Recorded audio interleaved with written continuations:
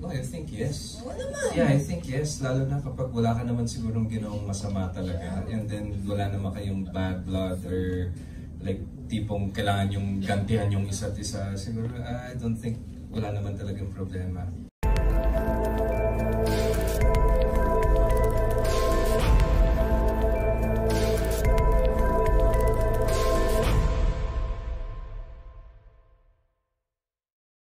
Ano naman yung susunod mong plano sa mga Buen Camino? At ayun nga, di ba, si Olivia nga unti-unti nang may naaalala.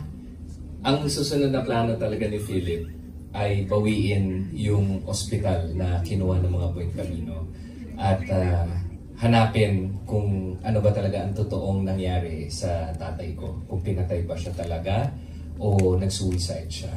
So yun yung mga agenda ni Philip.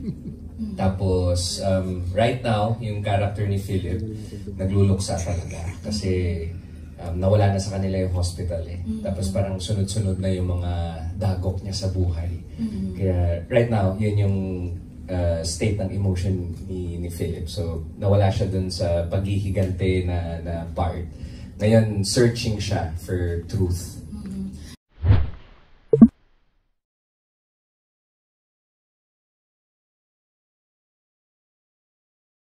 Ako naman, still searching for truth. Kasi nga, up to now, talagang malaking puzzle pa rin para kay Philip na kung paano namatay yung tatay ko.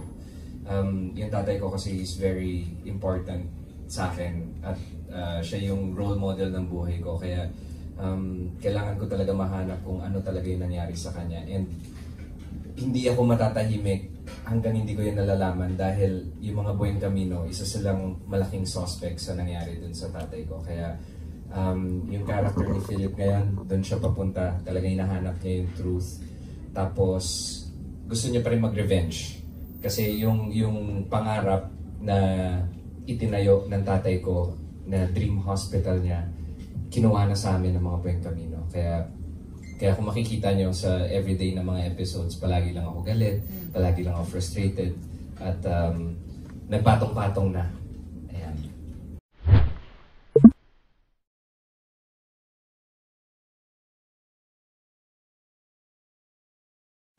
Tawa-tawa lang.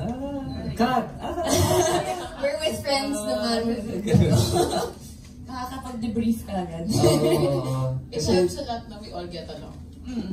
Important din kasi para sa amin na, alam mo yun, right after makat yung scene na, alam mo yun, mag-break away kami dun sa eksena. Kasi yung susunod na eksena namin, ibang emotion naman yung ipapakita din namin. Still mabigat, pero hindi na siya katulad nung last scene na ginawa namin. So it's really hard kasi nga nagja-juggle kami from one emotion to another.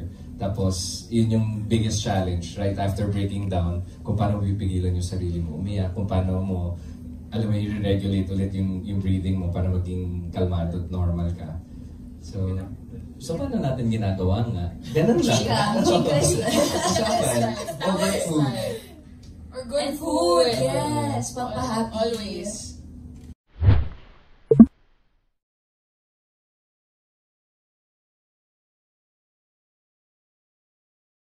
Si Philip naman, nung nagsimula yung story, ang intention niya talaga ay gantihan talaga yung mga Buen Camino. Dahil nga sa pakiramdam ko, sila talaga yung main suspect sa pagkamatay ng tatay ko. So talagang gusto ko silang gantihan. And ang pinakaunang at ang pinakamalakas na ganti na ibibigay ko sa mga Buen Camino ay nasa kamay ko, na hawak ko siya, si Claire.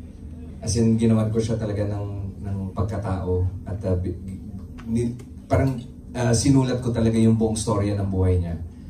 Pero sa lahat ng paghihiganting ginagawa ko na yun, nakaramdam ako ng sobrang pagmamahal na para kay Claire.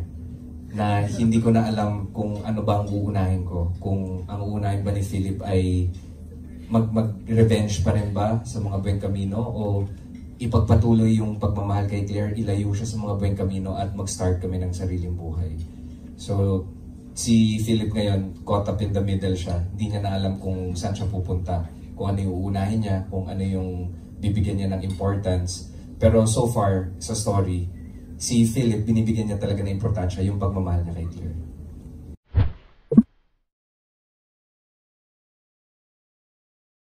para sa akin, ang revenge kasi may karma eh. Alam mo yan, sa bawat ganti na ginagawa mo, may way yung universe talaga na ibabalik niya sa iyo yung ginawa mo eh. Kaya ako talaga, as much as possible, you know, you just forgive. Kasi nga parang, katulad tama yung sinabi ni Tony, kakaganti mo, ikaw yung nahihirapan din sa uli. Diba? Hindi ka magiging fulfilled kahit anong gawin mo. So, alam mo yun, para sa akin, huwag ka nalang mag-revenge. Diba? Nakakapagod. Pero, kung tatanungin mo ako, dun sa palabas namin, aba, sanay na kami. Normal. Revenge is life. I eat revenge for breakfast. Parang hindi nga namin alam kung kailan matatapos tong gantihan na to eh. Basta ang dami namin balas sa isa't isa eh. Parang yung mga writers niya parang gustong-gustong gumante.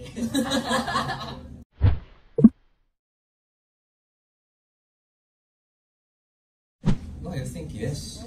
Yeah, I think yes. Lalo na kapag wala ka naman sigurong ginawang masama talaga. And then wala naman kayong bad blood or like tipong kailangan yung gantihan yung isa't isa. Siguro, I don't think wala naman talagang problema.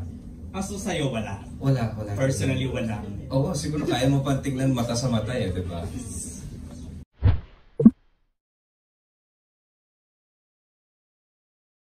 Ako, my life right now, pretty simple. Pag wala ako sa trabaho, nandun ako sa pamilya ko. Yun lang. Wala na ako ibang ginagawa ngayon. So kung talaga may nagpapa-apoy at nagpapa-excite sa akin, yun yung umuwi sa bahay.